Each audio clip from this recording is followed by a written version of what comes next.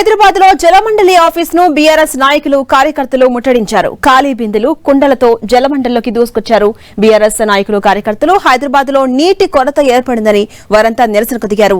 జలమండలి సరఫరా చేస్తున్న నీళ్లు ఏమాత్రం సరిపోవడం లేదని మండిపడుతున్నారు. కాంగ్రెస్ పాలనలో మళ్లీ గొంతులెండిపోతున్నాయని ఆరోపించారు.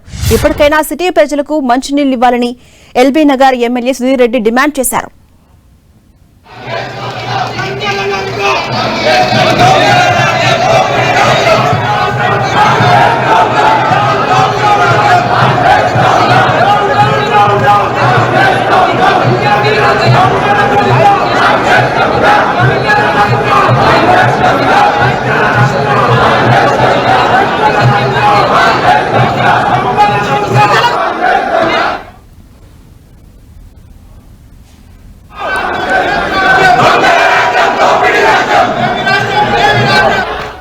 రైట్, మనం చూస్తున్నాం జలమండలి ఆఫీస్ ను బీఆర్ఎస్ నాయకులు కార్యకర్తలు ఖాళీ కుండలతో వెళ్లి అక్కడ నిరసన వ్యక్తం చేశారు. ముట్టడించేందుకు ప్రయత్నం చేశారు.